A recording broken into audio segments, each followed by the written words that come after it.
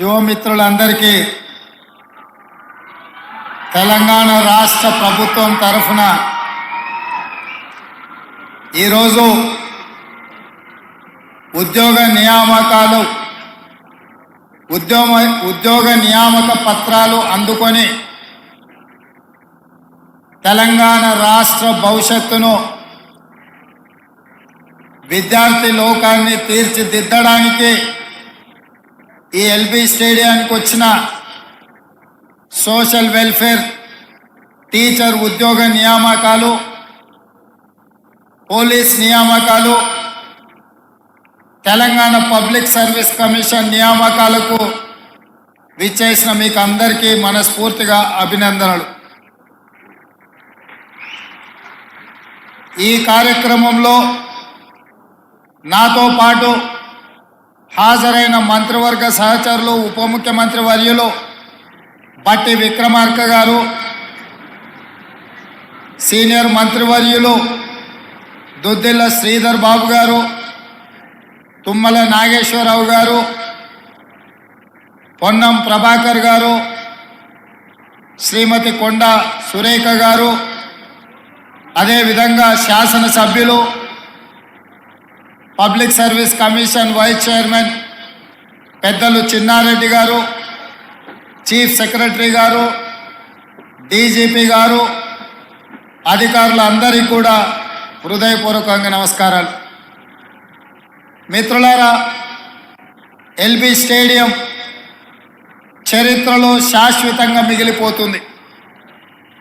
ఈ LB stadium 2004లో ఆనాడు కాంగ్రెస్ ప్రభుత్వం ఏర్పాటు చేసి రైతులకు ఉచిత కరెంటు, రైతుల మీద ఉన్న అక్రమ కేసులు, రైతుల విద్యుత్తు బకాయిలను రద్దు చేస్తూ మొదటి సంతకం పెట్టి మన ప్రాంతంలో రైతును రాజును చేసిన చరిత్రకు పునాదులు పడ్డది ఈ ఎల్బీ స్టేడియంలోనే. మళ్ళీ 2023 డిసెంబర్ 7 తారీఖు నాడు శ్రీ మల్లికార్జున్ ఖర్గే గారు, శ్రీమతి సోనియా గాంధీ గారు, శ్రీ రాహుల్ గాంధీ గారు, శ్రీమతి ప్రియాంక గాంధీ గారి సమక్షంలో వేలాది మంది తెలంగాణ బిడ్డలు ఇదే ఎల్బీ స్టేడియంలోకి వచ్చి ఇందిరమ్మ రాజ్యంలో ప్రజాపాలన, ప్రజాప్రభుత్వాన్ని ఇక్కడ ఏర్పాటు చేసి అభయహస్తం పేరు మీద 6 గ్యారెంటీలను అమలు చేయడానికి మళ్ళీ తొలి సంతకం ఇక్కడనే పెట్టడం జరిగింది. ఈ ఎల్బీ స్టేడియానికి ఉన్న చరిత్ర ఇదే కాకుండా 3 నెలలలోనే 30,000 ఉద్యోగాల నియామక పత్రాలు ఈ వేదిక మీద నుంచే లక్షలాది మంది నిరుద్యోగ యువకుల యొక్క ఆకాంక్షలు తీర్చడానికి ఈ వేదిక మీద నుంచే సంతకం పెట్టి నియామక పత్రాలు ఇవ్వడం జరిగింది. అది పోలీస్ శాఖలో కావచ్చు, పారామెడికల్ సిబ్బంది కావచ్చు, సింగరేణి సిబ్బంది కావచ్చు, ఈరోజు గురుకులాలలో టీచర్ల నియామకాలు కావచ్చు, ఈరోజు సోషల్ వెల్ఫేర్ టీచర్స్తో పాటు జూనియర్ లెక్చరర్స్ కావచ్చు. ఇన్ని ఉద్యోగ నియామకాలు ఈ ఎల్బీ స్టేడియం వేదికగా జరుగుతున్నది అంటే ఖచ్చితంగా రాబోయే చరిత్రలో ఈ ఎల్బీ స్టేడియం శాశ్వతంగా లిఖించడం జరుగుతుందని చెప్పి నేను విశ్వసిస్తున్నా. మిత్రులారా, ఆనాడు తెలంగాణ రాష్ట్ర సాధనలో మీరు ముందుండి పోరాడి మీలో కొంతమంది యువకులు ఆత్మ బలిదానాలు చేసుకొని అమరులై ఈరోజు తెలంగాణ రాష్ట్రాన్ని సాధించింది.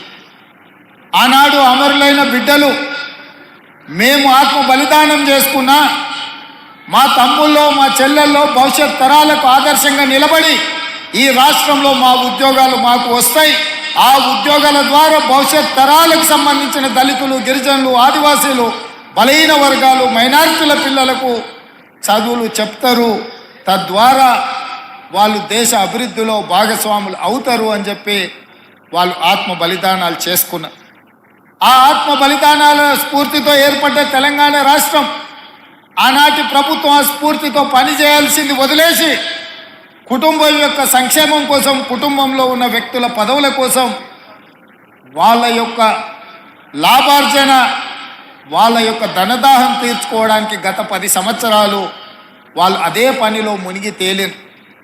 ఫామ్ హౌస్ మత్తులో వాళ్ళు ఉండి లక్షలాది నిరుద్యోగ యువకుల యొక్క ఆకాంక్షలు నెరవేర్చడంలో వాళ్ళు వైఫల్యం చెందిన. మీరందరూ దిల్సుఖ్ నగర్ సెంటర్లోనో, అశోక్ నగర్ చౌరస్తాలోనో, అమీర్పేట జంక్షన్లోనో గ్రామాల నుంచి పేద తల్లిదండ్రులు రూపాయి కూడబెట్టి ఉపాధి హామీ కూలికి పోయి సంపాదించి మీకు పంపిస్తే కోచింగ్ సెంటర్ల చుట్టూ తిరుగుతూ దిల్సుఖ్ నగర్లోనో రకరకాల ప్రాంతాలలో మీరు కష్టపడి చదువుకున్నారు. నోటిఫికేషన్ ఎప్పుడు ఇస్తారో తెలీదు. పరీక్షలు నిర్వహిస్తే ప్రశ్నాపత్రాలు ఏ జిరాక్స్ సెంటర్లో తేలుతాయో తెలీదు. ప్రశ్నాపత్రాలను ఎవరు దిద్దుతారో దిద్దే వాళ్ళ మీద నమ్మకం లేదు, ఫలితాలు ప్రకటించే వాళ్ళ మీద విశ్వాసం లేదు. ఈ రకంగా అపనమ్మకంతో అసలు ఎప్పుడు ఏం జరుగుతుందో తెలియని పరిస్థితుల్లో మీరందరూ కష్టపడి కొట్లాడి ఇక మా ఉద్యోగాల గురించి అడగడం కాదు, అధికారంలో ఉన్న కేటీఆర్ ఉద్యోగాలు ఊడగొడితేనే మీ ఉద్యోగాలు వస్తాయన్న ఆలోచనతోటి ఉద్యోగాలు అడగడం మానేసి తండ్రి కొడుకు, మామ అల్లుడు, కూతురు తండ్రి ఉద్యోగాలు ఊడగొట్టిండ్రు. కాబట్టి 3 నెలల్లో 30,000 ఉద్యోగ నియామక పత్రాలు మేము మా మంత్రివర్గ సహచరులము ఇవ్వగలిగినము అని అంటే ఇందులో మీ కృషి ఉన్నది, మీ యొక్క కష్టం ఉన్నదని చెప్పి నేను నమ్ముతున్నాను. అందుకే మిత్రులారా, విద్య మీద పెట్టే ఖర్చు కాదు, విద్య మీద పెట్టే ఖర్చు పెట్టుబడి భవిష్యత్ తరాలను నిర్మించడానికి ఉపయోగపడే ఇంధనం. అందుకే ఇవాళ మీరు ఈరోజు చేపట్టబోయే బాధ్యత ఇది ఒక ప్రజాస్వామ్య స్ఫూర్తిని నిలబెట్టేదే కాకుండా సామాజిక బాధ్యత నెరవేర్చే ఉద్యోగం. మీ ఉద్యోగాల ద్వారా ఈ రాష్ట్రానికి ఐఏఎస్లను, ఐపీఎస్లను, ఐఆర్ఎస్లను లేకపోతే జాతీయ స్థాయి అధికారులను తయారు చేయడమే కాకుండా డాక్టర్లను, లాయర్లను, ఇంజనీర్లను తయారు చేసే ఉత్పత్తి కేంద్రంగా ఈరోజు మీరు బాధ్యత చేపట్టబోతున్నారు. సర్పంచ్, ఎంపీటీసు, ఎంపీపీ, జిల్లా పరిషత్ చైర్మన్, జడ్పీటీసీ, ఎమ్మెల్యేలు, ఎమ్మెల్సీలను, ఎంపీలను, ఈ దేశ ప్రధానమంత్రులను తయారు చేసే విద్యను అందించేది మీరే. నేను కూడా ప్రభుత్వ పాఠశాలలనే చదువుకొని వచ్చిన, ఎక్కడ కార్పొరేట్ స్కూళ్ళల్లో చదువుకున్నాను కాదు. మీలాంటి టీచర్లు ఓనమాలు నేర్పడంతో గ్రామీణ ప్రాంతంలో, మారుమూల పల్లెల్లో ప్రభుత్వ పాఠశాలలో చదువుకొని జిల్లా పరిషత్ పాఠశాలలో చదువుకున్న నేను ఈరోజు తెలంగాణ రాష్ట్రంలో ఈ బాధ్యత నెరవేరుస్తున్నా అంటే మా టీచర్లు మాకు నేర్పిన విద్య ఈరోజు పరిపాలనలో ఉపయోగపడుతుంది. నేను కార్పొరేట్ స్కూల్లో చదువుకోలే, లేకపోతే గుంటూరులోనో గుడివాడలోనో అసలే చదువుకోలే. కొంతమంది అప్పుడప్పుడు గుంటూరు, గుడివాడలు చదువుకొచ్చిన వాళ్ళు ముఖ్యమంత్రి గారికి ఇంగ్లీష్ రాదని అవహేళన చేస్తుంటారు. నేను ఒక మాట అడగదలుచుకుని ఈ వేదిక మీద నుంచి, చైనా, జపాన్, జర్మనీ ఈ దేశాలలో ఎవరికి ఇంగ్లీష్ రాదు, కానీ ప్రపంచంతోనే పోటీ పడిన అభివృద్ధిని, ఈరోజు ఉత్పత్తిని ఆయా దేశాలు అందిస్తున్నాయి. ఇంగ్లీష్ అనేది ఒక భాష ప్రపంచంలో ఉద్యోగ ఉపాధి అవకాశాలు దొరకడానికి ఉపయోగపడుతుంది. ఆనాడు ఆ రోజు ఆ పాఠశాలలో ఉన్న వసతులను బట్టి మాకు గురువులు నేర్పించిన చదువు మేము నేర్చుకున్నాము. ఈరోజు మీకు నా సూచన, ప్రతి విద్యార్థికి ప్రపంచంలో ఉద్యోగ ఉపాధి అవకాశాలు వచ్చే ఇంగ్లీష్ భాషను కూడా మీరు నేర్పండి. ఎవరో రేపు భవిష్యత్తులో ఈ పిల్లలకు, మీ దగ్గర చదువుకున్న పిల్లలకు ఇంగ్లీష్ రాదని అవహేళన చేసే పరిస్థితులు రావద్దు. వాళ్లకు ఖచ్చితంగా మంచి భాషను, మంచి భావాన్ని, దేశభక్తిని పెంపొందించే విధంగా వాళ్ళకి విద్యాబుద్ధులు నేర్పండి. రాష్ట్రం పట్ల, దేశం పట్ల, ఈ సమాజం పట్ల సామాజిక స్పృహ ఉండే విద్యార్థులను తయారు చేయండి. ఈ దేశానికి వాళ్ళే రేపటి నాయకులు అవుతారు, రేపటి పాలకులు అవుతారు. రేపటి నాయకులను, రేపటి పాలకులను తయారు చేసే బాధ్యత మీ మీద ఉన్నది. ఇది గురుతరమైన బాధ్యత, గురువు బాధ్యత అని చెప్పి నేను సంపూర్ణంగా విశ్వసిస్తున్నా. ఈరోజు రాష్ట్రంలో గురుకుల పాఠశాలలు ఇచ్చినా అంటున్నాడు. ఎస్సీ ఎస్టీ మైనారిటీ ఓబీసీ గురుకుల పాఠశాలలు ఇచ్చినా అని అంటున్నారు గత పాలకులు. నేను అడుగుతున్న, ఎవరికైనా ఎక్కడైనా మౌలిక వసతులు ఉన్నాయా? అక్కడో ఇక్కడో పిట్టగూళ్ళలోనో పోల్ట్రీ ఫాముల్లోనో ఈ పిల్లలు చదువుకునే పరిస్థితులు కల్పించారు.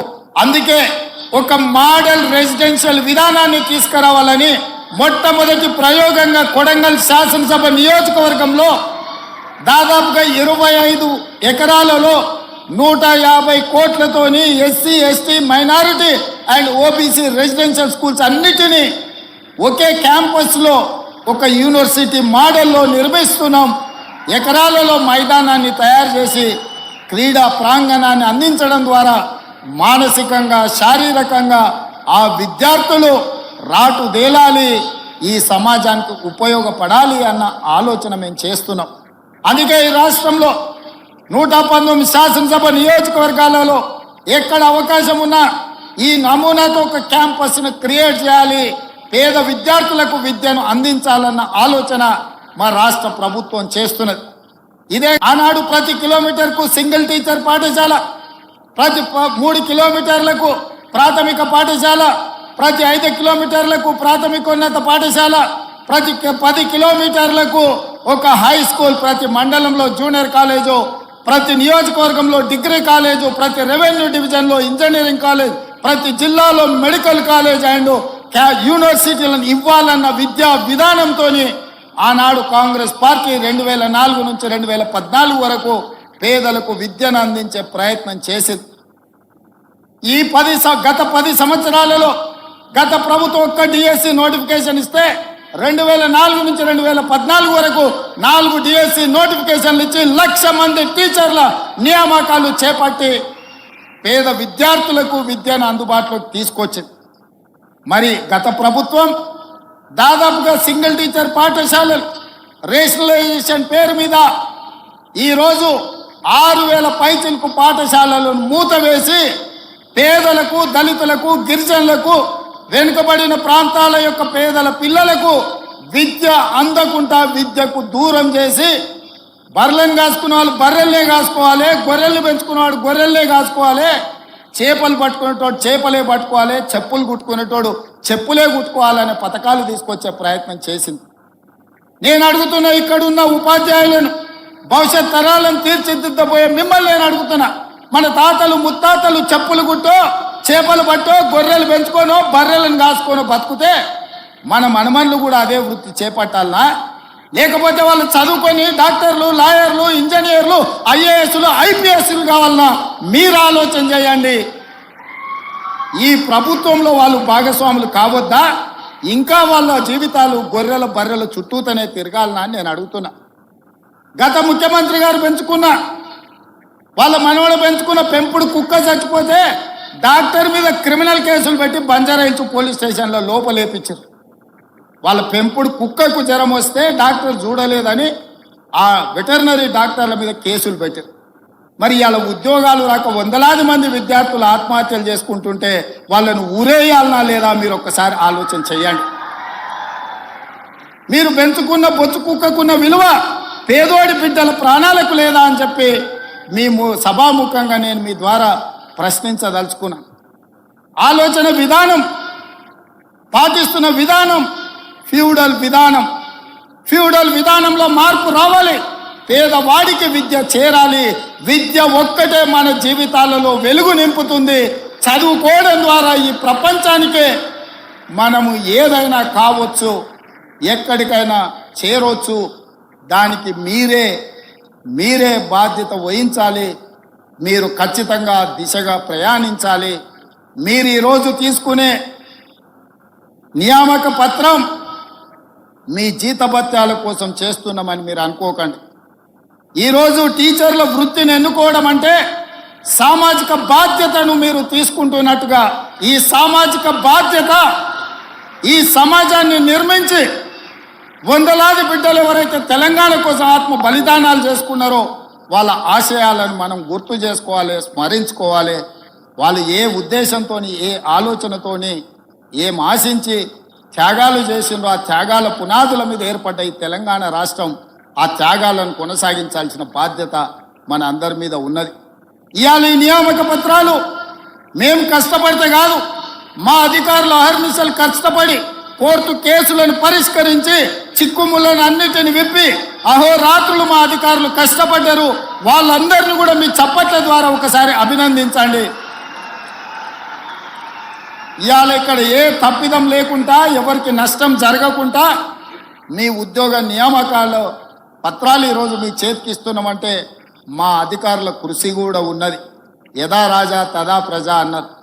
మాకు మా మంత్రివర్గ సహచరులకు చిత్తశుద్ధి ఉంది, మీకు ఉద్యోగాలు ఇవ్వాలన్న ఆలోచన ఉంది, మీ పట్ల మాకు సానుభూతి ఉంది. మిమ్మల్ని మేము మా కుటుంబ సభ్యులుగా ఈరోజు ఎల్బీ స్టేడియం మీ ఇంటికి ప్రతి వాళ్ళ ఇంటికి మేము పంపించవచ్చు నియామక పత్రం. కానీ మీ కళ్ళల్లో ఆనందాన్ని ప్రత్యక్షంగా చూసే అవకాశం మాకు రాదు. మీ కళ్ళల్లో ఆనందం చూడాలి, మీ కుటుంబ సభ్యులు సంతోషపడాలి. రాష్ట్రంలో ఉన్న 4 కోట్ల మంది మీ సంతోషంలో భాగస్వాములను చేయడానికే ఈ ఎల్బీ స్టేడియంలో అందరి సమక్షంలో ఈ కార్యక్రమాన్ని చేపట్టినాం. ఇది నిరుద్యోగ యువకులకు స్ఫూర్తిని ఇవ్వాలి, ఆత్మహత్యలు చేసుకుంటున్న నిరుద్యోగ యువకులకు ఒక భరోసాని ఇవ్వాలి.